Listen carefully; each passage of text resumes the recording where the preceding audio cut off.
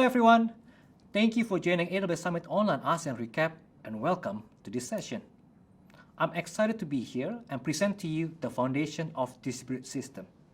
So today we're going to talk about three things. There are microservices, asynchronous communication, and orchestration. So let me quickly guide you on the overview of this session. As our business grows, we keep on improving on how to build a scalable and reliable system.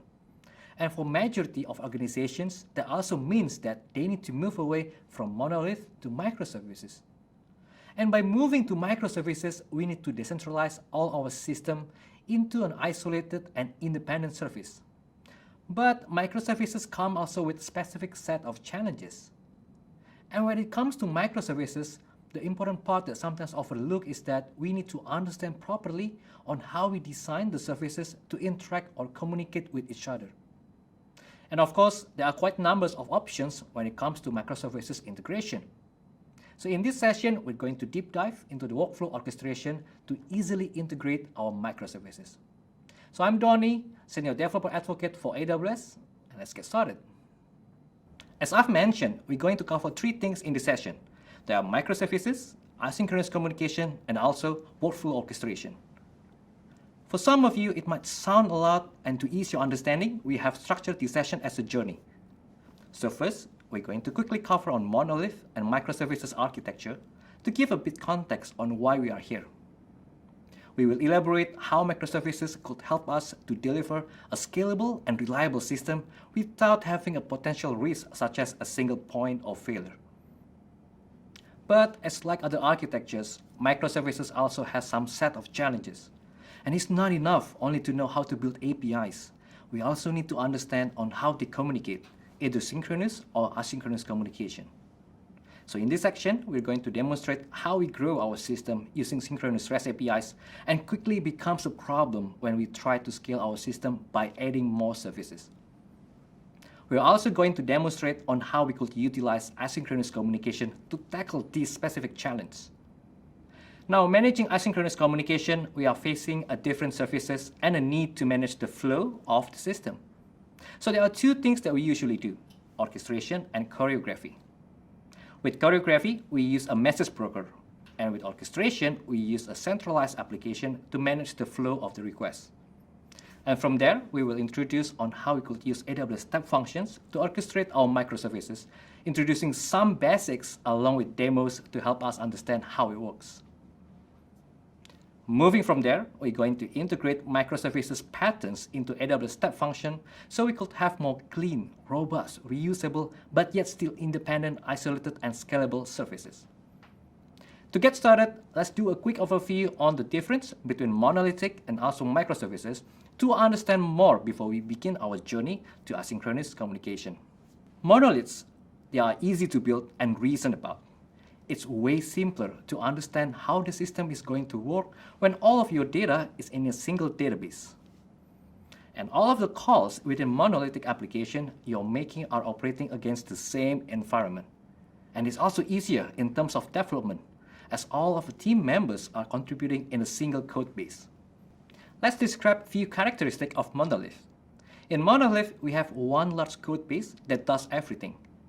And since we only have a single repo, the problem that usually arises is how our multiple teams they could collaborate effectively. Now the reason is because having one large code base, it makes tight coupling where everyone are working on have a high probability that it might affect them.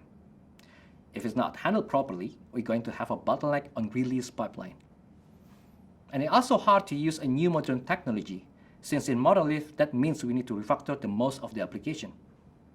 And as we deploy the application, we deploy it as a single instance. And this also makes hard to scale and quite costly as we need to scale as a whole application. Now at this point, we're looking at some other option and microservices might be a good solution for us. With Microservices approach, we have a bunch of different services with independent deployments. And this gives you an advantage as it improves your development velocity without having to have a tight coupling or dependencies with another teams. Each of the services only does one thing well and no overlapping. And as they are independent service, a problem in one service will have less blast radius compared to monolithic application. So if you have a big and complex system and you want to be able to effectively leverage dozens or hundreds of engineers to build features in parallel, you will eventually need to move to the microservices approach. So let's jump into the journey with an example. And this journey will take us to evolve our monolithic application into microservices. We're going to take an example of a simplified banking system. In the simplified banking system, we have 4 distinct services or domains. We have an account application service, which is concerned with accepting applications for people who want to open a bank account and is responsible returning an approve or reject decisions. Next is a data checking service, which is responsible for performing various validations of data, such as checking the identity documentation of a bank account applicant or verifying that a home address appears valid. And finally, we have the account service. It's responsible for creating and managing a bank account after a new account application has been approved. So we start building this system using Monolithic Approach. It's often easier to start out this way with all of our applications bundled together into one deployable unit. All services that we have mentioned earlier all deployed as various code modules together with a common shared data store and analytics system. But over time, what we usually experience is a need to split up our monolith into a set of services. Regardless of the size of each of these split of services, we usually call this as a microservices. By splitting the work between multiple systems, we now have separate compute and data layers for each service. And this is great because it gives us increased agility and scalability. Now we can scale each service for its specific needs. Some services will need more compute or database capacity, and others will benefit from multiple instances of the compute layer scaled horizontally. We are also free to have different teams work on each service with the language and toolings that are best for each service, which also means it potentially increases our development velocity. Our microservice architecture makes this all possible. And if you map it to more technical terms with synchronous communication, by default, we're going to use Synchronous API, preferably using REST to solve this. We have an account application API, which is going to call 2 downstream services, data checking API, and also accounts API. Now, this data checking API will check if all documents needed are valid. And once that is done, it will return back with OK or failed response to account application API. Then, based on the response from data checking API, account application API will then call accounts API to finally create the account for the customer. Going to more technical details, this is what usually looks like when we want to implement with Synchronous REST API. And this is a really simple synchronous-based API service. So in this case, when a client makes a request to the account application, it has to make a downstream request to the data checking service and also accounts API.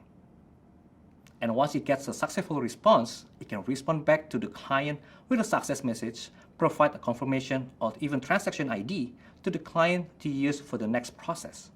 As our system grows, it's quite common that we add new features, add extra validation, or any kind of enhancements to support the business. So in addition to the previous 3 domains, account applications, data checking, and accounts, now we are presented to enhance the system with an extra validation with human review. Seems that is an extra security measures taken to prevent fraud transactions that's quite common nowadays.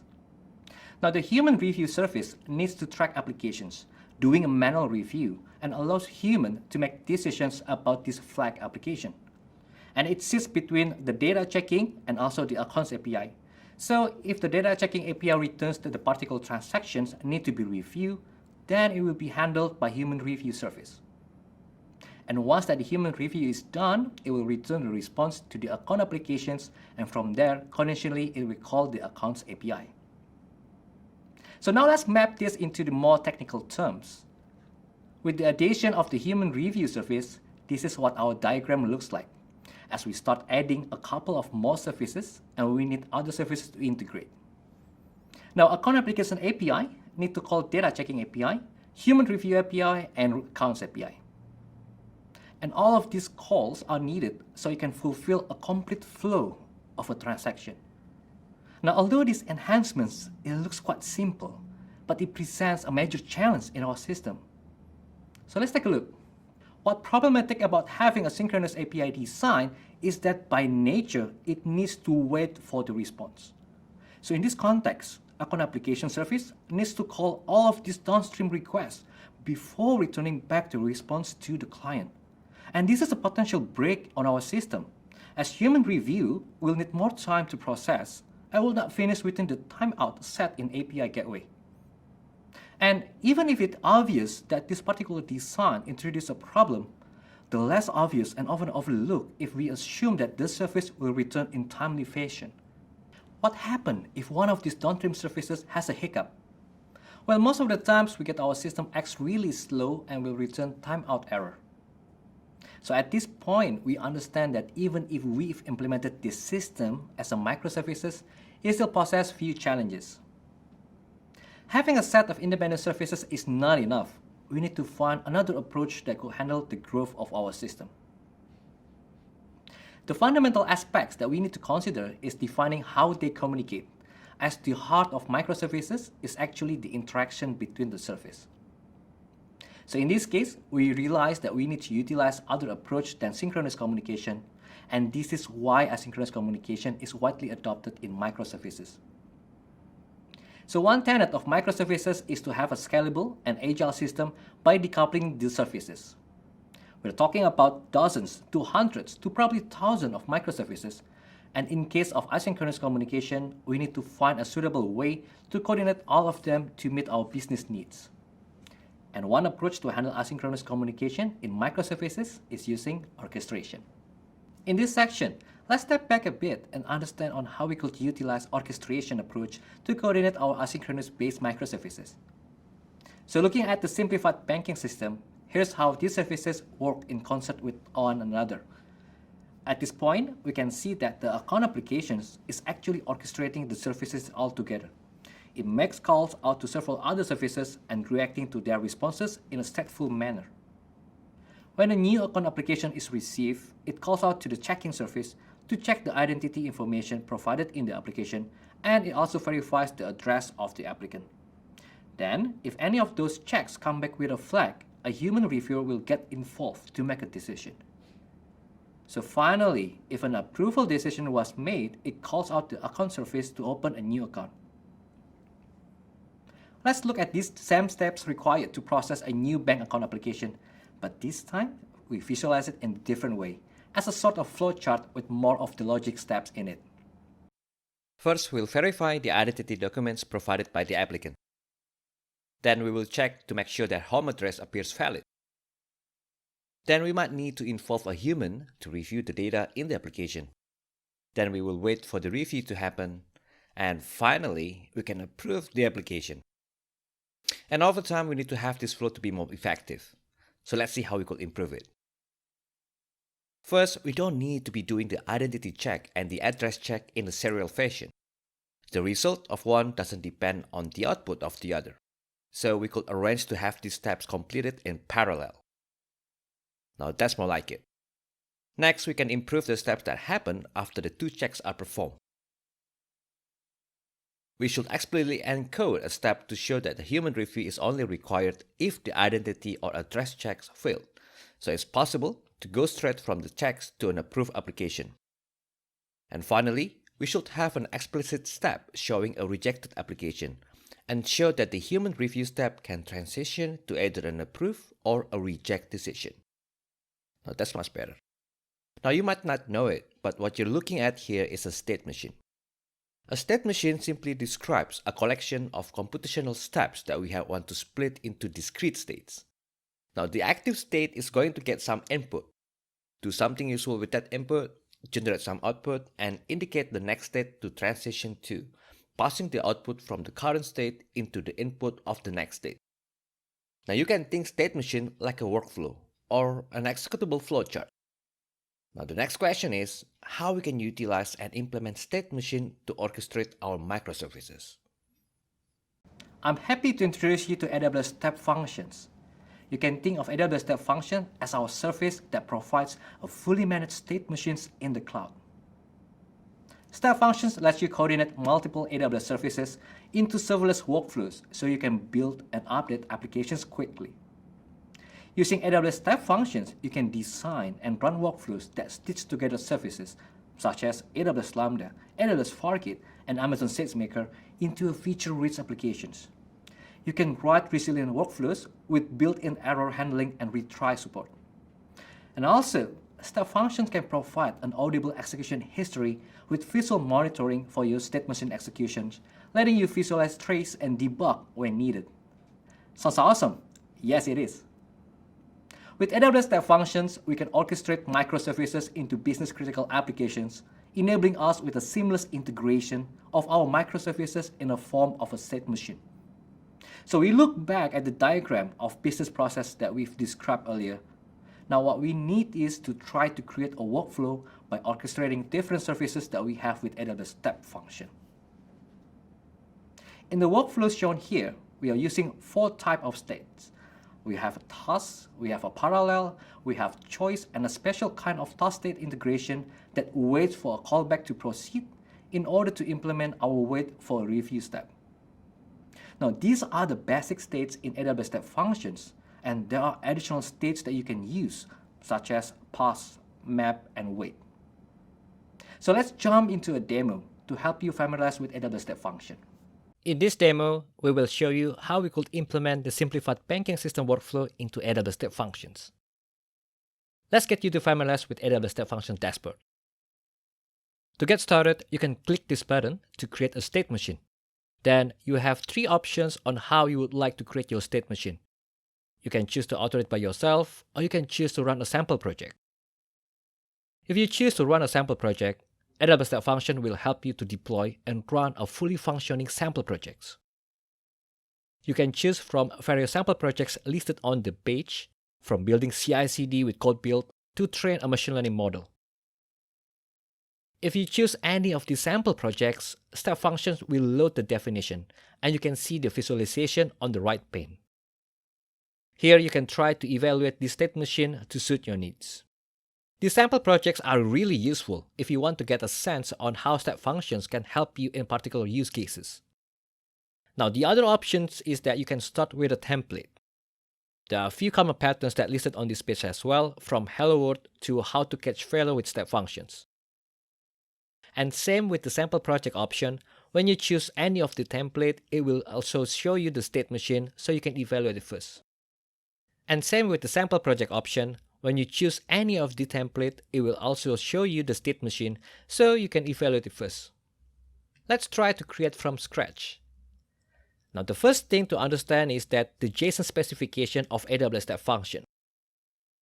Step Function use Amazon State Language, and you can visit the Step Functions documentation or visit state-language.net to get more information.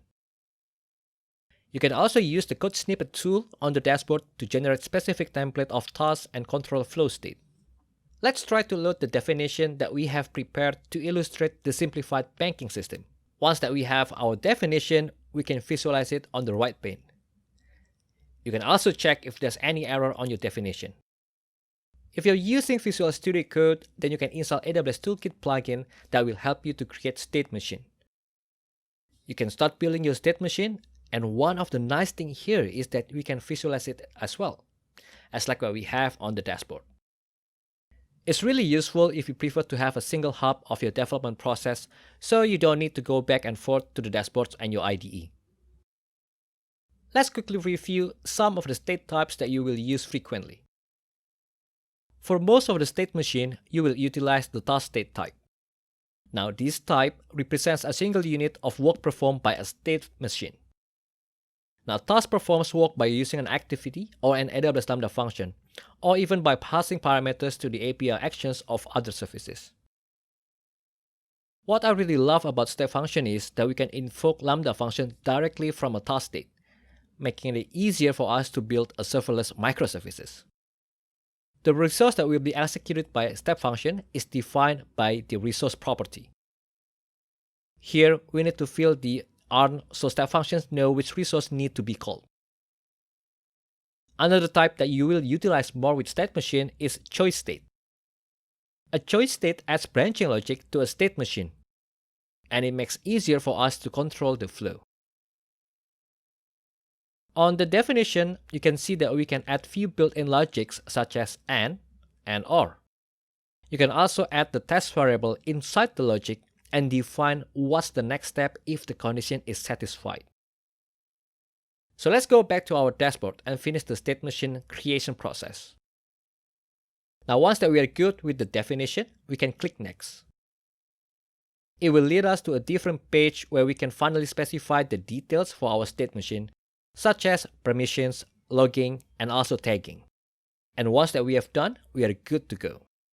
So once that is created, we can test our state machine. Here we have 3 scenarios on what could be processed with our state machine. The first scenario is an auto-approve application. If the application has the complete documents for verification and the amount is within specific threshold, in this case is 1000, then it will be auto-approve.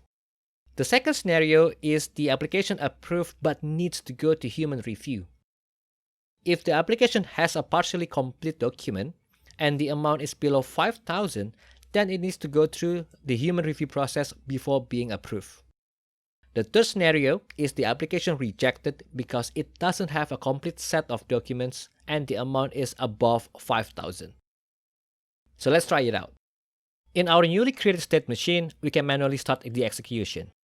So in the input box below, let's pass our JSON for the first test scenario. And let's start the execution. Now our state machine is starting, and that's why we see the blue boxes. We see that the state machine went as expected for the first scenario. From the human review checking, it will go to approve application directly and didn't need to go through human review. Let's try the second scenario by creating another execution. For the second scenario, we're going to process the second JSON, and we're going to pass it into this input box and start the execution. We can see that the state machine is processing already, and the state now went to human review. Now for this particular state, the wait for review will wait for another microservice to finish the process, pausing the workflow and continue once the external microservice is finished. And after a while, it will approve the application. And now let's test for the last scenario. Now similar to previous execution, we're going to pass in the JSON into the input box. We can see that the state machine went to human review and it will wait for the external microservice to finish the execution. And finally, it will go to the reject application state. So that's the demo to show how we could orchestrate microservices into a fully functioning state machine to process various business workflows. A new feature that we have included into AWS Step Function is an additional workflow called Express Workflows. AWS Step Function Express Workflows are designed to allow you to orchestrate database and messaging service at rates up to 100,000 events per second. They are really suitable for high-volume event processing workloads like IoT data ingestion, microservices orchestration, and streaming data processing and transformation.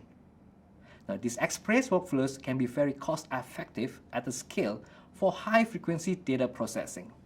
So at this point, we understand what Step Function is and how versatile it is as a tool to integrate our microservices. So let's take a look into some examples on how we could use AWS Step Functions. It's probably one of my most favorite pattern is Callback Tasks. Callback Tasks provide a way to pause a workflow until a task token is returned. So a task might need to wait for human approval, integrate with a third party, or call legacy system. And for tasks like this, you can pause the step function indefinitely and wait for an external process or workflow to complete. For this situation, Step Function allows you to pass a task token to some integrated services that task will pause until they receive the task token is being returned. And this pattern is really a convenient way to connect to an external microservice, such as to perform a check as a part of an approval workflow, like what we had during our demo. Another useful pattern that we could integrate with AWS Step Function is Saga Pattern. So let's do a quick overview on what it is. Distributed data management in microservices raises new challenges. The microservice architecture inherently trades off consistency for performance and need to embrace eventual consistency. In a distributed system, business transactions can span in multiple microservices. Because they cannot leverage a single ACID transaction, it usually went up with partial execution. And this introduced a new challenge in terms of data consistency. So in this case, we will need some control logic to redo and undo the already processed transaction. And to handle this, Saga Pattern is commonly used. In the case of failed business transactions, Saga orchestrates a series of compensating transactions that undo the changes that were made by the previous transaction. So let's jump into a demo on how we could implement Saga Pattern with AWS Step Function. So here's one example on how we could utilize step functions to implement Saga Pattern. Imagine that you have an e-commerce website. And once that your customers check out their cart, we need to process the order. We start by checking the stock. If we have the stock for all items, then we can continue to process the payment. If the payments are okay, then the flow goes to logistics service to ship the order to our customers. And once it's done, we mark the transaction as a success and send success notification to customer. However, there's a chance that there will be some issues on stock checking, payment processing, or coordinating with logistics service. So in case of a problem on logistics service, then we need to roll back the transaction and cancel the logistics service and cancel the payment. In case if there's an issue on payment processing, then we need to cancel the payment, but not necessarily cancel the logistics service because it's not created yet. And if there's no stock left for the items ordered, we can mark the transaction as failed and alert the customer service. For every failed transaction, it will go to alert customer service and mark it as failed. Otherwise, we will send a success notification to the customers. So we have three scenarios. The first one is if everything went well, we have the stock, payment processed successfully, and we're able to coordinate with the logistics service. We will then send success notification to our customer. The second scenario illustrates how if you have a problem in payment processing, it will pass the stock checking, but then we will need to cancel the payment and alert customer service. The third scenario is if everything went well until we hit a problem with logistics service. Then our system needs to cancel any existing transaction with logistics service, cancel the payment, and alert customer service. So let's try it out.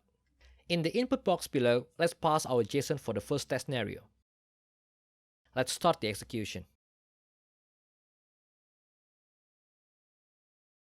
We see that the state machine went as expected for the first scenario.